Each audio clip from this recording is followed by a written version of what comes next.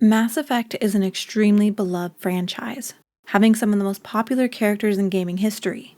And with the new game currently in development, I wanted to explore the possibility of returning companions and look at any hints BioWare might have already given us, starting with Aria T'Loak. It's important to note that Mass Effect is still in pre-production, so things may change and concept art isn't always definitive. It's supposed to convey a feeling, an idea, a concept. So with that said, let's look at two pieces of concept art BioWare released for last year's N7 Day.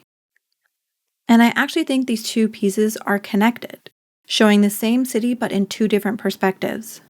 So first we have this piece of very red concept art, and this absolutely looks like Ilium. We see the same stylization of the buildings, the sky cars, the lights, and even the clothing that the Asari is wearing in the hologram. The architecture is also the same with both the high-rise building silhouettes and lower dome-shaped buildings. Everything about this looks like it is from the original trilogy era. This has to be Ilium. There's actually a lot of tiny details in here, but I want to focus on two specific things. In the middle here, we see an omega symbol, but also to the left, there is a second larger omega symbol. These are the biggest clues of Aria's return, because I am Omega. We know that Omega deals in all sorts of trade, some illegal, some not, and this is also the same for Ilium. So these two places merging would make sense. What I find so interesting in this concept art is that not only do we see Omega symbols, but we also see two symbols found in Kadara Port from Mass Effect Andromeda. There's also another sign from the Citadel DLC. I couldn't find exactly what this was for, but it was one of the arcades from the Silver Sun strip. So we have Kadara Port signs, Omega signs, and Silver Sun strip signs. So what if post-Reaper War, Aria expanded Omega? It would make sense that trade would be thriving post-Reaper War to rebuild after the destruction of the war. Maybe Omega had become a dominant force amongst intergalactic trade, and what better place for Aria to monopolize than Ilium, which deals in the exact same shady business as she does. Ilium would be the perfect place for Omega to expand to, and for Aria to thrive. I think these pieces of concept art are also absolutely connected. If we look at this piece to the left, we can see it is completely shrouded in red. Maybe it's a stylistic choice, or maybe it's showing a red-tinted atmosphere, which might not be safe to breathe. Which brings me to the second piece of concept art that Mike Gamble tweeted. Here we see a Turian, Solarian, and Krogan all wearing breathing apparatuses. So whatever atmosphere they're breathing seems like it needs to be filtered. Ilium wasn't near the Citadel explosion, but Ilium was near a mass relay. Maybe the relay explosion affected all of the surrounding areas, possibly affecting Ilium's atmosphere. Especially since in every ending, except Reject obviously, the mass relays explode. These two images also seem to have the same architecture, and this is made obvious when we look at the old Mass Effect concept art of Ilium. You can see the same sloping of the lower levels of the buildings, and also the open landings that we've become familiar with. There are also familiar signs found in this new concept art. Solar electronics is found on both the Citadel and Omega. The Mass Effect News Twitter also pointed out that this looks like the same store sign combo from what we see on Omega, where Apex Omni Tools is right below Solar Electronics. So both of these look like they're on Ilium, with the second piece possibly being in the lower levels. The shape of these towers also reminds me of the Shroud from Mass Effect 3. Maybe it's helping to filter the atmosphere, or maybe it could be a form of travel like the beam from Mass Effect 3. Either way, it looks like we're seeing Ilium and Omega possibly merge. The Kadara port signs from this concept art are most likely designs that the Andromeda Initiative took from the Milky Way before leaving, which obviously all of their stuff they left with would have been things established from the Milky Way. But it's interesting that we've only seen these signs in Andromeda.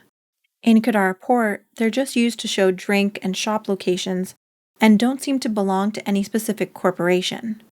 A timeline jump here wouldn't really make sense, since a jump from the Andromeda Galaxy to the Milky Way Galaxy would put the Milky Way Galaxy too far into the future. So I don't think this image has any indication of a long time jump, especially with all of this looking like the original trilogy aesthetics. But an IGN reporter did say that they spoke with someone at BioWare about a possible time jump. So let's take that into account as a possibility when talking about when this concept art is from. So let's go over the timeline. First off, where was Aria during the events of Mass Effect 3, specifically during the explosion of the Citadel? After Shepard helps Aria take back Omega, Aria continues to stay on the Citadel, saying that it is easier to coordinate the rebuilding efforts of Omega on the Citadel.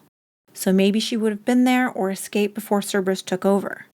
But we know from Rex's story about Aria that she is no stranger to surviving impossible odds. We also know that both Mac Walter and Patrick Weeks essentially confirm that relevant Mass Effect characters would have survived the Citadel blast, on top of millions being able to survive in general. So we can safely assume Aria would have survived. Knowing that Aria lived to see the events after Mass Effect 3, we have to ask how old was Aria to begin with. Aria's exact age is unknown, but her codex entry mentions how it is rumored that Aria is over 1,000 years old, which would put her in her matriarch stage, which for Asaris usually begins around age 700. And Aria actually confirms this directly to you when she tells you in the Omega DLC that she has lived for over 1,000 years. I've lived for 1,000 years, Shepard, and you may be the most powerful and baffling being I've ever encountered. There are a few other clues that pinpoint Aria's age that are also mentioned in the game. What we officially do know is that Aria is old enough to have run with Rex. Patrick Weeks basically confirmed that Aria is Alina back on their Twitter in 2013.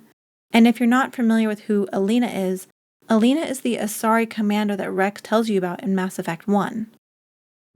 Alina and I were old friends. Sort of. We met when we were both contracted to kill the same Turian. Neither of us wanted the other one to get him first. We spent more time fighting each other than tracking that Turian. They had met when they were both contracted to kill the same Turian, and then however many years later, Rex is hired to kill Alina. They agreed to meet for a fair fight, and Rex thinks that he has killed Alina, but then after the station is destroyed, he gets a note from her. Alina sent me a message. Better luck next time. Which we hear her say to Shepard when we talk to her about her past. Better luck next time. When we meet Rex, he has spent the last 300 years as a mercenary, so we know that his two encounters with Alina/Aria would have happened during this timeline. We also know that Aria had a daughter, and according to lore, that would usually happen around her matron stage, which begins around age 350. So we know for sure Aria is at least 1,000 years old. And if the next game takes place relatively sometime after the events of Mass Effect 3, then Aria could return. But as far as if there is some kind of Andromeda time skip, then most likely not. But also we know that Liara's mother and father were in their matriarch stage, probably both being somewhere around 1,000. And yet, both of them looked fine. So how long can Asari actually even live?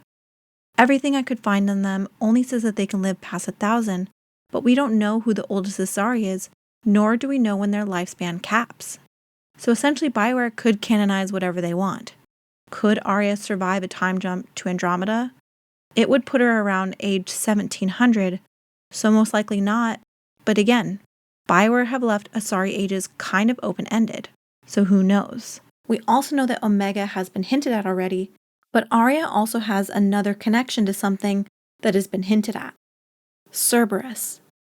In the book Retribution, which takes place directly after Mass Effect 2, we find out that Aria has a daughter who is dating someone who is captured by Cerberus.